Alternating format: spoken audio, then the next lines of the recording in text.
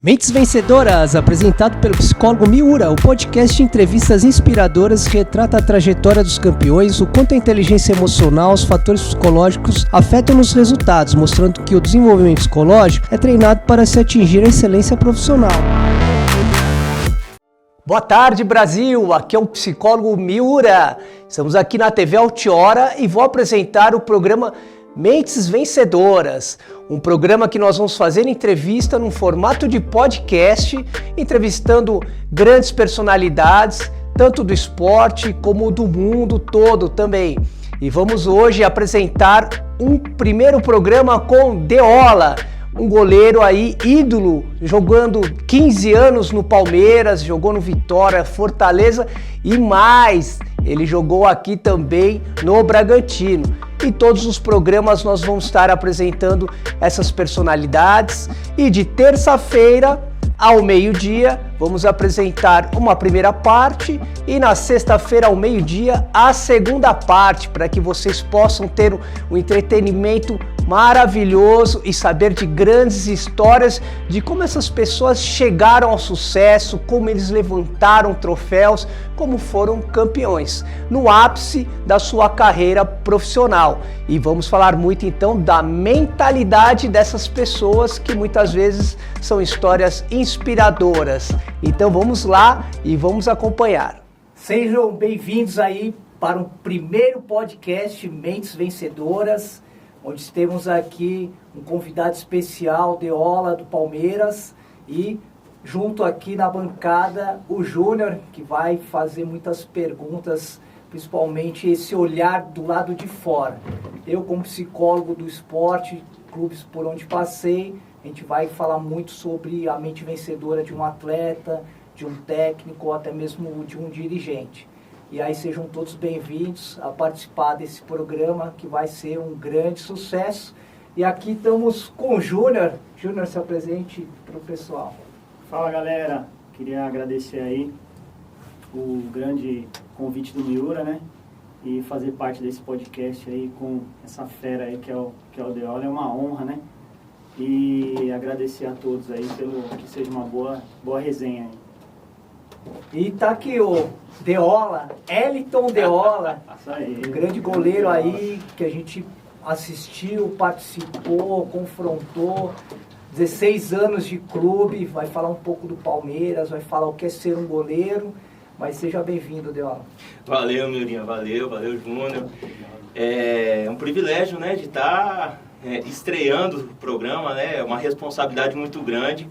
Mas a gente já vem de longas datas, né, tendo vários projetos, várias palestras juntos, né, então eu acho que eu espero poder abrilhantar ou ajudar um pouco mais, né, a quem está assistindo a poder entender um pouquinho mais como que funciona, né, esses bastidores de futebol.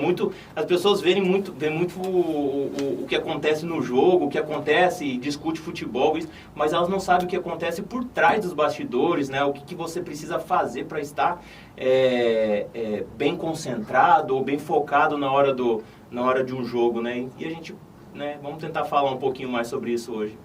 Deola, como primeiro podcast, muitos amigos nossos vão ficar aí com ciúmes já, mandar porque o Deola é o primeiro, sou seu amigo antes dele e tal, mas é por ser o número 1 também, né? O número 1 é um goleiro, eu acho que uma equipe inicia por um grande goleiro, né? É ele que transmite segurança e é daí pra frente que a gente sabe até onde a gente vai chegar.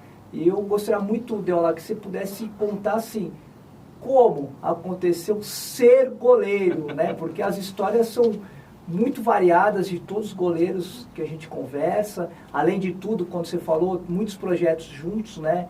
Deola é um cara que, além de a gente ter trabalhado junto, é um cara que sempre vem participar de projetos sociais, onde a gente sempre desenvolveu, né? O Miura tem o Miura Esporte, de projetos sociais, que atende muitas crianças, onde o Júnior vem disso também, ele está numa parceria de ajudar crianças, jovens, para ter uma transformação social mesmo, né? Para que ele possa ter uma educação complementar, além da escola ou além familiar. e que muitas vezes surge um Wellington Deola, surge um Deola do Palmeiras, né? E como surgiu a tua história como camisa 1? Vai me dizer que você era o camisa 9, porque o Deola, para quem não sabe, quando perguntaram ele é goleiro, eu falei, não, ele é centroavante, ele faz muito gol no rachão, ele é o cara mais forte dos rachões aí do Palmeiras. Não, isso é fake news. Não, na verdade, assim, eu com 8 anos de idade, se é que a gente pode falar... Não, hoje em dia, 8 anos já tem muita criança, né? Mas naquela época, 8 anos a gente brincava muito, né? Ia nos parques e tudo mais. E eu sempre gostei de futebol, sempre gostei. E eu era fixo no futsal. Mas 8 anos de idade é muito cedo, né? Pra quem não sabe, fixo do futsal era o zagueiro. Zagueiro. Ele começou na linha, olha isso. Mas aí... e eu era fominha. Gostava de jogar futebol. Não importa onde tinha futebol, eu estava dentro. E minha cidade é muito pequenininha, né? Então, é muito futsal na minha cidade. E aí ia começar os treinos da escolinha, ia começar na minha cidade. E aí teve um festival no domingo, né? E eu fui para esse festival como fixo. Né, joguei o primeiro jogo, né, meu time perdeu e eu era muito fominha. No jogo seguinte, faltava um goleiro. Falei, eu vou no gol, né, eu quero jogar. Eu tomei gol de tudo quanto é jeito. O cara cobrava escanteio e fazia gol. No dia impressionante. E aí, é destino. O treino ia começar na terça-feira, se eu não me engano. Eu apareci com calça, com luva, com todos os aparatos de goleiro. E depois disso, nunca mais eu fui pra linha. E a genética, Deola? Você já era esguio? Você já era mais alto? Eu já era mais alto. Eu sempre fui mais alto na minha cidade, né? E então, o futsal você não precisa ser tão grande, né? Você precisa ter uma boa agilidade, né? E essa agilidade foi o que me condicionou a ser ser um goleiro bom no campo também, né? Então, assim, essa característica que eu trouxe do futsal foi o que me potencializou aí no futebol. Tá vendo, Júnior? Então, o Júnior perguntou, será que o Deola seria um goleiro moderno hoje, consegue jogar com os pés? Tá aí a resposta, então, aí, Júnior, vem de futsal. Então, futsal, né? Na época o futsal ainda também não era assim, quando eu comecei no futsal, o goleiro não podia nem encostar fora da área, né? Ele não podia encostar. E depois foi mudando, você podia encostar, e você só podia dar um toque só. Então, enfim, foi mudando. Você jogou com bola mesmo. Pesada, então? Que só podia fazer gol fora da área? Só gol fora da área, e o goleiro se encostasse fora da área, né, era cartão amarelo ainda por cima, né? Essa bola pesadona ainda. E eu tinha que ter o pingo do lançamento antes do meio da quadra. Campo, faz e tempo. Lá que você foi mesmo pro campo, lá que você decidiu na sua cidade mesmo? Então, quando eu comecei, eu queria ser jogador de futsal, porque a minha região, eu sou lá do quase oeste do Paraná, fica perto de Foz do Iguaçu, minha cidade, chama Céu Azul. Legal. E o futsal lá é muito forte. Né? Teve o time do Foz, que foi campeão nacional. Sim. Teve o time do São Miguel, que foi campeão. Né? Tem o próprio time do Tuiuti de Cascavel, que foi também campeão. Agora tem outro time agora de Cascavel, acabou de ser campeão também. É uma região muito forte do futsal. Uhum. E por a minha cidade ser pequena, minha cidade tem 10 mil habitantes, não tinha time de campo. Você não conseguia achar 22 para jogar. A gente conseguia 12, e olha lá ainda. Então, a gente tinha um time muito forte de futsal, que a gente batia de frente com as equipes de Cascavel, com as equipes da região, a gente batia de frente. Olha lá, direciona, o que define então ser goleiro? Né? Essa característica mesmo. Nossa, ser goleiro tem várias variantes aí, né? Por que você né? largou a linha? Mas, cara, assim... A responsabilidade, eu acho que nenhum jogador de linha tem essa responsabilidade do goleiro. O goleiro, ele tem que manter uma concentração ninguém consegue manter por 100% do tempo a concentração, né? Você sabe disso, você vai ter, sim, ao longo dos 90 minutos, você vai perder a concentração, o foco em algum momento.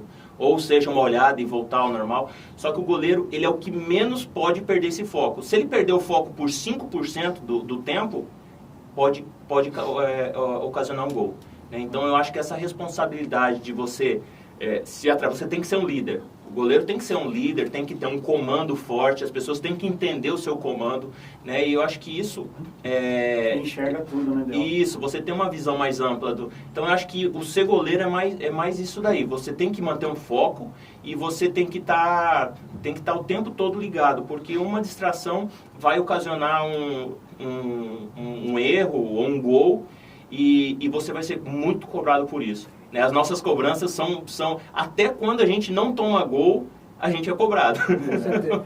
Então, e na formação de base, como era essa cobrança para você tão novo numa competição, vamos pular aí, federativa, né? Que eu imagino você desde garotinho já jogando no gol e os pais gritando que nem malucos lá fora, e aí numa competição de Federação Paulista, como é que era a cobrança? E como é que se absorvia essa cobrança? Imagino, vocês goleiros acabam amadurecendo muito antes dos demais atletas de linha.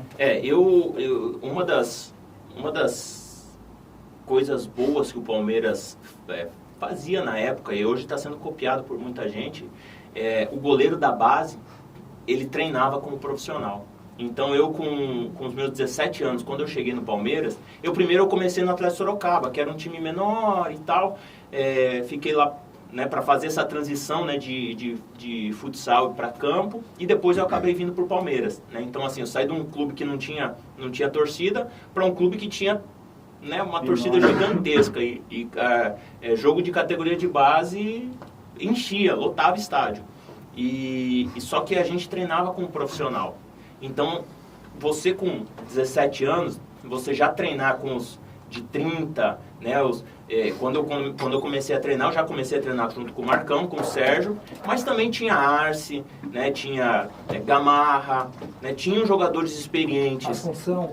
Não, o Assunção veio depois, né, o Assunção veio em 2010, mas lá em 2000, né, 2000 tinha outros jogadores já experientes, né, isso ajudou muito. Tinha acabado de ser campeão. Tinha acabado de ser campeão Libertadores, né, tinha acabado de ser campeão Libertadores, e no ano quando eu cheguei, foi campeão da Copa dos Campeões. Em 2000, uma Libertadores muito boa também. Sim, foi vice-campeão. Mas como que você chegou até o Palmeiras? Assim, foi algum olheiro que te viu, algum empresário? Foi um campeonato em 99, eu jogava pelo Atlético Sorocaba, e foi 7 de setembro de 1999. Um jogo que eu não ia participar, eu estava meio tretado com o treinador. Quem era? Era do Atlético Sorocaba. Do Atlético Sorocaba. Ele já não tá mais, não.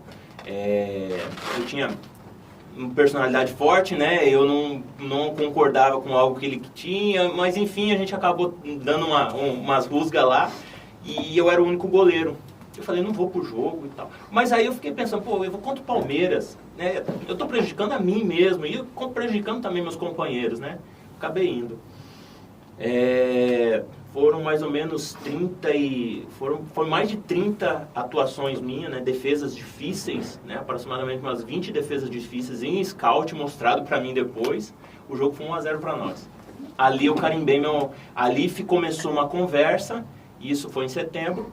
Em fevereiro de 2000 eu estava indo para o Palmeiras fazer teste por conta desse jogo, porque estava Felipão assistindo, Carlos Bracidelli assistindo, então assim, todo o pessoal do profissional estava assistindo esse jogo, e ali começou esse interesse. Então você foi visto pelos melhores, né? Eu fui visto por eles, eles que... Você vê, Júnior, já havia scout, então. já tem o estatístico, então assim, não é uma questão... Não era tão forte quanto é hoje, mas né? Nós já fazíamos. Já existia. Você vê que a qualidade, né, do Palmeiras já da base de antigamente já funcionava, né? Quem fazia o scout era o preparador físico, né? Então assim, não tinha tantas valências quanto tem hoje, sim, mas muitas coisas eles já eram feitas. E você diria que o Palmeiras, a escola Palmeiras, né, até a primeira escola supostamente, né, com Valdir de Moraes, realmente desenvolvendo treinamento específico para goleiros, né? E você vê um perfil dos goleiros do Palmeiras dessa época que você vivenciou ali, tinha um perfil, alguma característica que o goleiro tinha que ter para ser um goleiro Palmeiras? Porque a gente vê que cada escola tem um jeito de trabalhar, né? E como era esse jeito de trabalhar do Palmeiras da sua época? Obviamente, a gente estava conversando aqui fora, né? Cada goleiro, cada jogador, cada pessoa tem uma característica diferente, né? Mas sim, para você entrar né, na escola do Palmeiras ou em qualquer outro clube, você tem que ter algumas características, né? E felizmente a característica do Palmeiras era agilidade, né? Você tinha que ser muito ágil, né? Você olha os jogos do Marcão, todos são defesas de explosão rápida, né? De movimento rápido. A bola tá dentro da pequena área, ele faz um movimento rápido e pratica a defesa, né? E as minhas defesas também foram mais ou menos essas, né? Lances com jogada dentro da área e uma bola que era gol certo, você acabava praticando a defesa, né? Então, eu acho que a característica de agilidade a que era primordial no Palmeiras. Era explorada muito. Preparador de goleiros lá, havia profissionais, por exemplo, um psicólogo, alguém que treinasse esse tipo de reação de agilidade aí? Então, a questão do psicólogo, ela era um paradigma no clube de futebol, né? Era muito confundida com psiquiatra, né? Então, com terapeuta. Com terapeuta. Então, a maioria dos jogadores, quando falava em psicólogo, já pensava em loucura. Não então, era da área técnica. Então, a gente tinha muito... Quando a gente tinha algum processo de terapia, era em grupo, a maioria das vezes em grupo, e para algum resultado específico. Isso daí não dá resultado, né? Isso daí você acaba motivando. É mais um trabalho de coaching, na verdade, né? Um motivacional ali, pré-jogo. Não como treinamento mental. Né? Ainda não era visto como... Era visto como um custo e não como algo benéfico, né? Só que isso eu vejo que mudou muito, né? De uns tempos para cá acabou mudando muito. E hoje entenderam, muitos clubes entenderam que isso é benéfico pro desempenho do jogador, né? Eu costumo falar que um desempenho de um atleta, ele é 60%, se a gente chutar aí, pode até ser 70% mental. E o restante, os 40% ou 30%, a sua questão técnica, né? Técnica tática, né?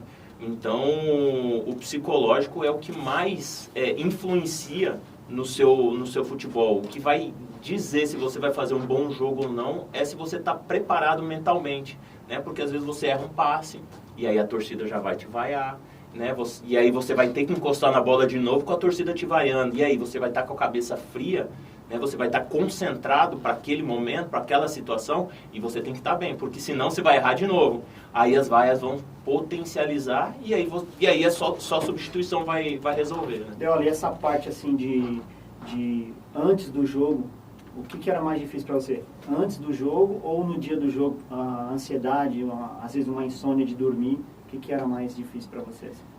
Essa parte. Depois de um tempo, meu primeiro clássico eu não dormi. Foi a noite em claro mesmo, de ansiedade. Né? Mas com o passar do tempo isso vai passando. Então, assim, você acaba levando esse jogo para uma coisa mais normal. É óbvio que antes do jogo a adrenalina, né, aquele coração batendo, ele estava presente em cada jogo, né? Agora que você subia para o aquecimento, olhava a torcida, ou tanto a torcida ou a favor quanto a adversária, ali te dava aquela adrenalina, palpitava, e é isso que nos motiva a estar jogando, aquela sensação. Mas depois que o juiz apita, aí tudo passa e você consegue. Né? Sempre pressão. E no Palmeiras mais ainda, né? E no Palmeiras mais ainda, porque foi uma época difícil, né? Foi uma época em que ficou muitos anos sem título e com pouca verba.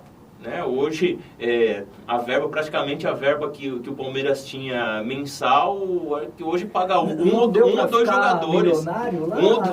Não, hoje, o que a gente ganhar, a folha do time em um mês, Hoje, com 1 ou 2, 3 jogadores, se paga isso, né? Então, é muito diferente. É muito diferente a folha salarial da época para agora, né?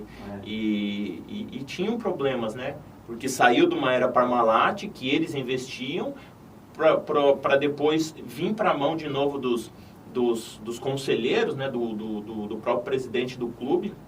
E aí tinha uma grande descapitalização ali do clube, né? Então foram tempos difíceis na nossa. E aí você tem os seus rivais conseguindo títulos e tudo mais, então a cobrança do nosso lado aumentava ainda mais. Ainda que naquela época não tinha essa questão dos youtubers e tudo mais, porque hoje está todo mundo, tem um monte de gente de torcedor que entra, né, no campo, ou vai conversar com o jogador, tá lá com o celularzinho falando. Eu acho que hoje ainda mais, assim, porque você não pode, qualquer coisinha que você faz ali, né, na rua ou qualquer outro lugar, tem gente filmando, né? Deola, você tem a característica que você falou, que era a agilidade. É isso que fez você realmente vestir a camisa, né, 1 do Palmeiras. E como é que era, então, essa parte sua, tanto mental como emocional? Você era um atleta que gostava o quê? De grandes desafios, gostava de clássicos? Como é que era o seu comportamento aí? De repente, um jogo que, vamos dizer, né, não é um jogo tão pegado. Como era esse nível de concentração para comparar as duas coisas? Na verdade, jogando no Palmeiras, não tem um jogo mais fácil, né? Porque mesmo que você vai jogar, que nem eu já peguei Copa do Brasil contra o Flamengo do Piauí, né? Que teoricamente era um time bem inferior, né? Mas assim, você não pode estar desligado, porque a cobrança vai ser igual. E é como eu te falei, se você toma um gol e que acreditam ou pensam que foi falha sua, né? Era defensável. Se colocam na sua conta, não tem como você pode passar o dia todo se justificando que a culpa vai ser sua e pronto. Então, você tinha que ter a mesma atenção, né? Na verdade, a gente tinha uma cobrança muito grande entre os goleiros, entre até o próprio Carlão, né, o Cassidelli, de quando a gente ia pro gol do rachão, quando a gente jogava no rachão, no gol, a gente não podia, era jogo pra gente, a gente não podia levar na brincadeira. Se a gente fizesse qualquer coisinha de brincadeira no rachão, a gente tomava uma bronca. Então, o próprio rachão, enquanto estava todo mundo, jogadores, descontraindo e tudo mais, porque teoricamente não era o goleiro titular que jogava o rachão, né? Então o Marcão, que era o titular, ele jogava na linha e tudo mais, e os goleiros, o reserva, o terceiro goleiro, iam pro gol. Então era o momento de você fazer o seu jogo ali, né? Porque o goleiro do Palmeiras demorava muito para jogar. Nem eu cheguei no Palmeiras com 17 anos. Eu fui jogar com 28, fazer minha estreia, né? Então, os meus jogos eram os rachões. Então eu tinha que estar, e aí eu dava vida num rachão para poder não tomar bronca depois, né? Dola, e como era então essa parte mental sua? Você está falando aí, né? Uma referência a Marcão, né? Em São Paulo você tem um Rogério Ceni, né? Onde era o clube que eu sempre trabalhei, e a gente vê o que esses atletas, eles não davam brecha para a base subir e jogar. Como é que é você dizer assim, eu chego com 17, supostamente com 20 e pouco já estou na expectativa, e o tempo vai passando, e aí só joga com 28, como você fala. Como é esse tempo, como é a cabeça? Então, eu na verdade, eu precisava talvez uma confirmação, talvez, assim, para realmente falar, não, eu estou pronto para ser o goleiro do Palmeiras ou de qualquer outro clube.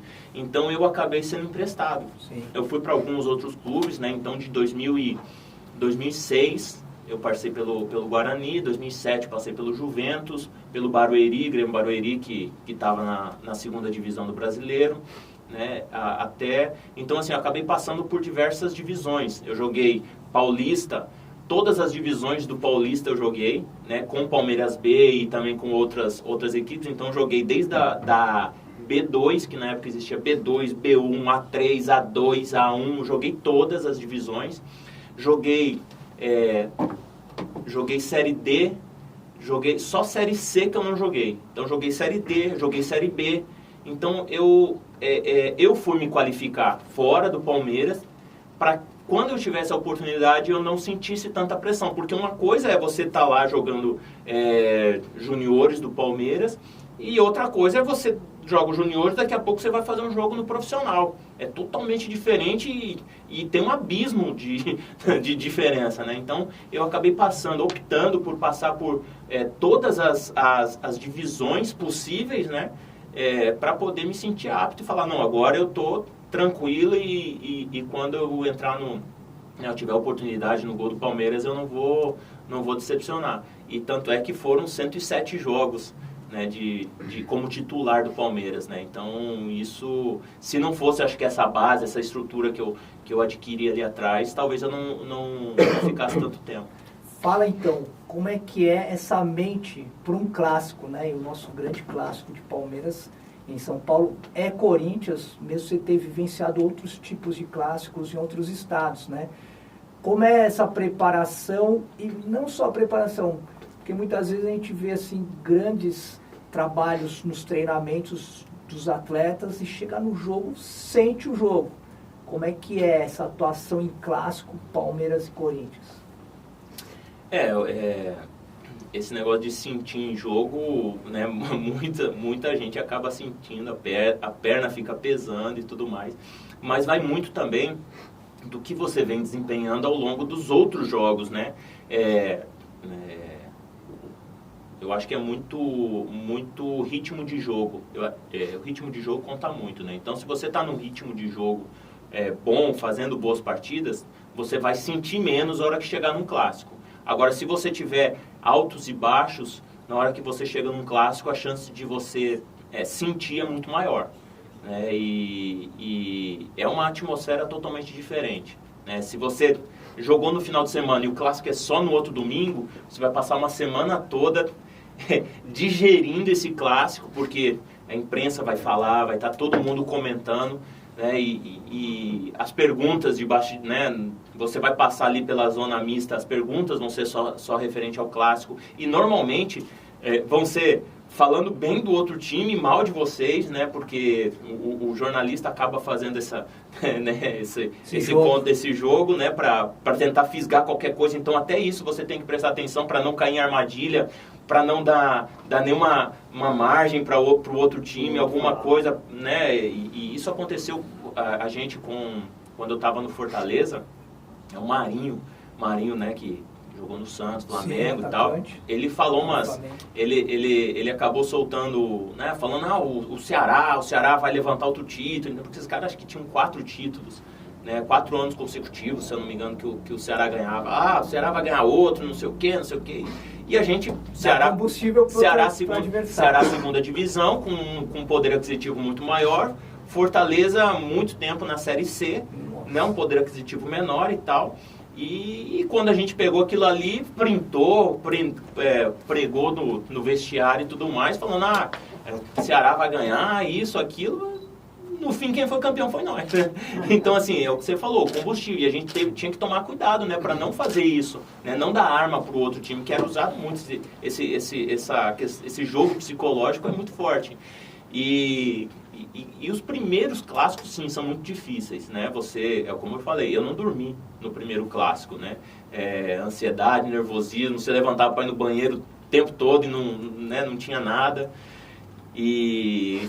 Mas depois que o juiz apita, isso daí você esquece que né? Na verdade, todo jogo tem importância. Então, não é que você esquece quem está do outro lado. Você sabe que do outro lado tem um inimigo que você tem que bater. E não importa se a camisa dele é maior ou se é menor. Você não vai ver isso na hora que você entra em campo. Mas é um ingrediente diferente. Mas né? A atmosfera é diferente. A atmosfera é totalmente diferente. E o negócio é quando você olha para a arquibancada e você não vê um espaço. Né? O clássico não tem um espaço na arquibancada, está todo preenchido. Então, realmente, isso daí dá outro combustível. Tá aí, que programa, então, muito legal. Deola contando as suas histórias, você imaginavam esses bastidores, o que é a mente desses grandes atletas que tiveram sucesso, foram campeões? Então, sexta-feira tem a continuação, segunda parte. Espero aí vocês na sexta ao meio-dia, do meio-dia ao meio-dia e 30. Valeu! Até sexta-feira.